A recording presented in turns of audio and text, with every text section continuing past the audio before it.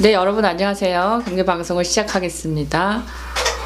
저희가 오늘 방송을 올렸는데 사운드가 너무 안 좋아서 그런 어떤 비쌀수록 잘 팔리는 것들이 뭐 예를 들자면 이제 고가의 옷이죠. 그 패딩들 사실 뭐 옷 하나가 뭐 100만 원이 넘는 이런 패딩들, 그 다음에 이제 또 유모차, 사실 유모차가 가격이 천차만별인데 비싼 거는 진짜 굉장히 비싸요. 그리고 그런 물건들은 중고도 또 시세가 받쳐주니까 이제 유모차는 쓰는 시기가 정해져 있으니까 그 시기 지나고 나면 이제 또 중고로 팔고 사는 동안에 타는 동안에도 또 누리고 뭐 그런 것들을 많이 볼 수 있는데, 실제로 지금 2017년도 8월 2일부터 시작된 부동산 규제 이후에 굉장히 많은 어떤 그 뭐라고 하죠, 증상들이 보여지고 있어요. 첫 번째로 그게 비쌀수록 더 잘 팔리는 물건들이, 뭐 명품은 일부러 가격도 세일 안 하고 높은 가격을 유지하는 것도 그 비쌀수록 잘 팔리는 어떤 과시적 소비 배불런 효과 때문인데, 요즘에 이게 부동산도 비쌀수록 더 많이 오르고, 그런 어떤 한 채만 사야 된다면 좀 이왕이면 중대형 편수로, 대형으로 가지 말고 중형으로 가야죠. 30평대, 32평대로 얘기하자고요? 예. 그래서 지금 이제 우리가 32평대를 기준으로 이야기하는 게 제일 32평대 기준으로 하고 서울 기준으로 해서 한번 강남하고 또 이렇게 얘기를 해보시죠. 제가 좀 피곤해가지고 이게 저희가 이게 우리가 지역을 제일 사실 투자할 때 부동산은 동선인데 그게 지역적인 선택이 상당히 중요해요. 그 다음에 또 한 가지는 그 지역에 있는 인프라를 이용할 수 있는 어디가 더 인프라가 잘 되어 있느냐.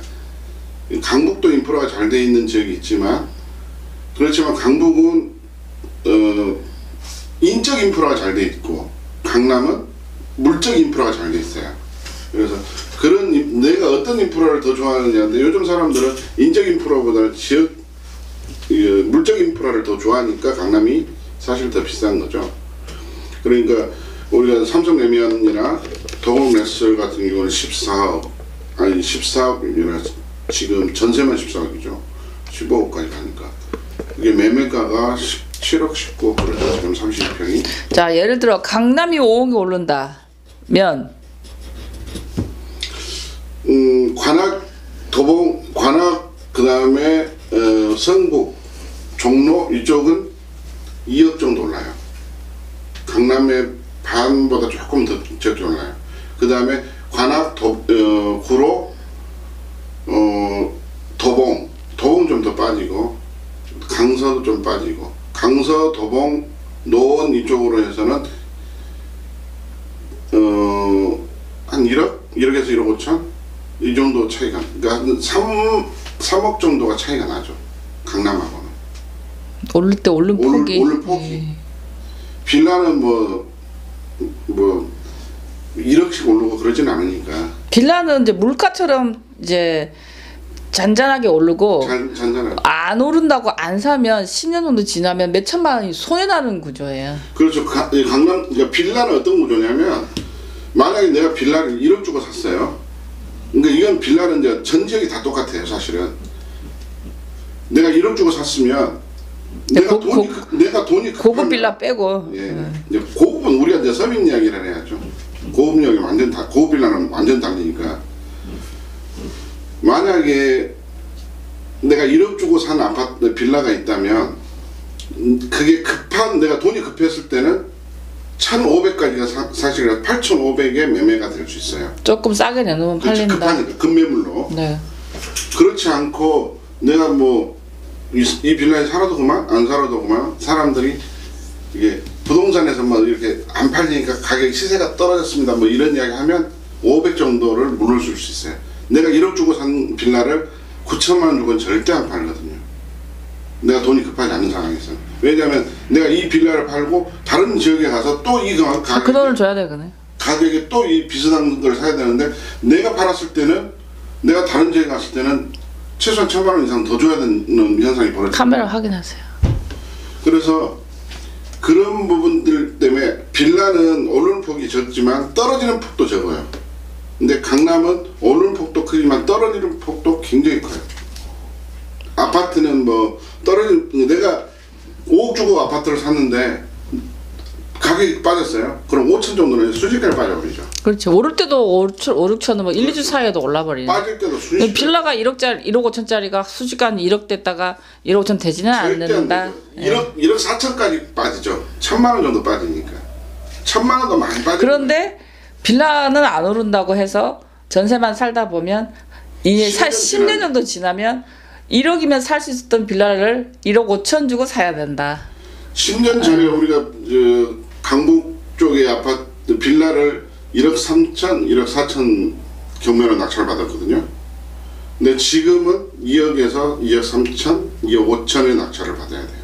10년 사이에 1억. 지하도 이제 감정가가 1억 9천만 원. 예, 1억 정도에서 9천하고 경기도 지역 가면 한 7천. 전세가 네. 지금 지하도 인천 안산 가면 한 4천에서 6천 감정가가. 지하세도 7천, 6천. 그러니까 지하도 안 오른다도 10년 지나면 4천만 원짜리가 6천이 되어 있다. 네. 그래서 안 사면 10년에 1,500만 원이 손해 나는 구조이다. 그렇죠. 예, 그다음에 아파트를 가기 위한 전 단계. 네. 예, 소도 무슨 언덕이 있어야 비비는데 나는 빌라는 안 올라서 안 산다. 그 사실 저희가 그게 뭐 3,500 정도 했던 것들이 10년 정도 지나니까 한 1억에서 1억 2천. 물론 뭐 지하철도 좀 가깝고 지하가 아니고 방 3개 정도 기준으로. 빌라도 지하철 가까워지면 비싸요. 3억 5천 4억 해요. 예, 오른다. 물가보다는 더 오른다. 훨씬. 예, 안 사고 있으면 전세자금 낸 이자는 그냥 비용으로 날아가 버리죠. 지금 간단하게 말씀드리면 강북구 쪽으로 수율이 뭐 창동 이쪽으로 보면 아파트가 4억 5천 정도 시세가 지금 형성되고 있죠. 근데 빌라가 지금 3억 2천, 3억 4천 이렇게 왔다 갔다 해요. 그러면 그 갭이 한 1억 정도 갭이 있어요. 근데 만약에 내가 10년 정도 빌라에 전세를 살았어요. 그러면 그 당시 지금 빌라 전세가 1억 8천 정도 한단 말이에요. 그러면 예전에는 그게 7천, 8천 했단 말이에요. 7천, 8천 할 때 올려주면서 살아도 뭐 많이 올라도 1억 3천, 4천 하겠죠. 전세 그렇게 한 집에 계속 살았으면. 그러면 집주인은 빌라를 산 사람은 3억 5천으로 해서 1억 5천 정도가 더 10년 사이에 올랐지만 지금 현재 강북구를 수율이 이쪽 번동 이쪽으로 이야기를 말씀드리는 거예요. 창동 이쪽으로. 그러면 1억 5천 정도가 올랐잖아요. 그럼 내 돈 1억만 더하면 내 집 그러니까 빌라를 팔고 1억만 더하면 아파트를 갈 수 있어요. 근데 만약에 안산 세입자는 어떻게 되죠? 생돈을 몇 억을 더 가지고 있어야 아파트를 살 수 있어요. 전세 1억 지금 방 3개짜리가 1억 7천에서 1억 8천 간단 말이에요.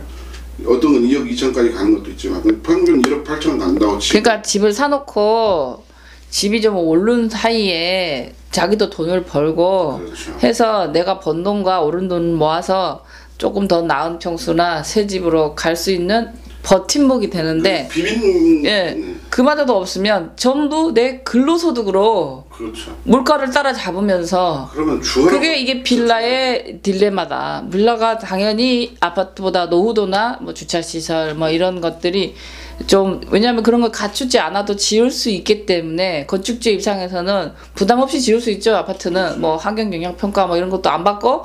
그런데 또 빌라는 내릴까봐 못 산다는 분들인데 신축 빌라는 좀 내릴 수 있어요. 그러니까 신축 빌라는 내리는 폭이 얼마가 내리냐면 2, 3천 정도 내려요. 3천이 그러니까 맥시멈 3천. 근데 왜냐면 신축 빌라에 또 옵션이 들어있어요. 옵션. 그 집값이 아니에요. 예, 전자제품이에요. 예. 그리고 또 한 가지는 사람들이 새 거라는 그 기준. 그 다음에 또 한 가지는 빌라를 지을 때는 국민주택 기금을 갖다 쓰잖아요. 그러면 은행하고 이게 대출 딜이 돼 있어요. 그래서 대출을 좀 많이 해줘요. 근데 이제 요새 좀 많이 안 나오더라고. 그리고 빌라도 대출 자기 돈 2, 3천만 갖고 나머지 대출 땡겨서 대출을 많이 받은 지역 신축 빌라는 경매가 좀 잘 나오고, 자기 돈 한 최소 60, 50 갖고 나머지만 대출 받은 데는 신축 빌라도 경매가 잘 안 나온다. 예. 그리고 가격 빠지는 것도 그런 빌라는 3천이 빠지면 네. 내 돈을 가지고 들어간 사람은 2천밖에 안 그래서 빠지는 거죠. 빌라는 안 오른다는 말은 맞아요. 좀 덜 오르죠. 그렇지만 오르죠. 내린다는 거는 모든 빌라에 해당되는 건 아니다. 아니에요. 절대 아니에요. 지금 물건 검색하다 보면 지방에 1,600만 원짜리 아파트도 있어요. 있어요. 그렇지만 이게 어디는 텅텅 일본도 마찬가지예요. 일본도 지금 이렇게 텅텅 비는데도 신도시 개발을 계속한다. 건설회사하고 이 토지 소유주들이 계속 일을 만들어가지고 흩어버리는 거지. 압축해야 되는데 그건 사실 우리들한테 이익이 안 됨에도 불구하고 세상이 그렇게 되고 있다는 거를, 뭐냐면 우리가 앞으로 일본을 똑같이 갈 수도 있지만 일본 상황하고 정반대로도 갈 수 있어요. 근데 우리는 또 통일이라는 이슈가 있고, 좀 흥분하네. 그래서 지금 뭐 이제 앞으로 만약에 통일 이슈 없이 이 정도 인구가 계속 유지된다면 뭐 2040년 정도에는 지방 도시는 한 30% 정도는 그 기능을 상실할 거라는 어떤 그 결과도 나오고 있어요. 일본하고 좀 다르다고 생각해요. 그러니까 수도권을 아니, 제가 얘기하는 거는 도심이 이렇게 비고 있는데도 계속 신도시 개발을 안 멈춘다는 거지. 근데 수도권은 만약에 그렇더라도 서울은 비를 그렇죠. 그러니까 서울 외 지방 소도시를 말씀드려서, 지금 저희 방송을 보고 뭔 소리 하냐, 지금 우리 동네 빈집이 얼마나 많은데 지금 3천만 원만 주면 집 산다, 이런 그런 얘기를 하시는 분들한테 저희가 그 얘기를 지금 서울이라는 그 국한된 상황과 그 얘기를 말씀을 드리는 거예요. 그러니까 지방으로 가시면 인구가 많아봐야 30만 안 되는데. 지방은 빠질 때 훅 빠져요. 그렇죠. 안 받아줘. 안 받아줘. 추락할 때 날개가 없어요. 네. 근데 수도권은 조금만 싸게 되면 누가 또 사. 1,200만이라는 인구가 뒤에 받쳐주건다. 인구가 무서운 거야. 1,000만이라는 인구가 받쳐주고.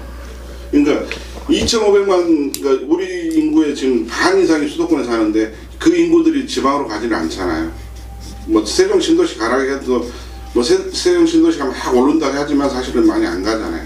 그래서 오늘은 비쌀수록 더 잘 팔리는 어떤 그 과시적 소비 형태인 배불런 효과가 부동산에서도 나타나고, 이게 이제 더 양극화? 더 심해질 것 같고, 이제는 부동산에 대한 공부를 더 많이 해야 되는데, 그렇죠. 부동산의 유래와 역사 이런 것도 좀 뭐라죠, 알아야 된다. 자, 그래서 오늘은 비쌀수록 더 잘 팔리는, 그 부동산이 똑같은 아파트라도 어디에 있냐, 나홀로 아파트지만 그 나홀로 아파트가 어디에 있냐에 대해서, 또 빌라는 안 오를 것이다 라는 생각들 많이 하고 계시는데, 그 부분에 대한 저희 생각들을 가지고 얘기를 나눠보았습니다. 시청해 주셔서 감사합니다.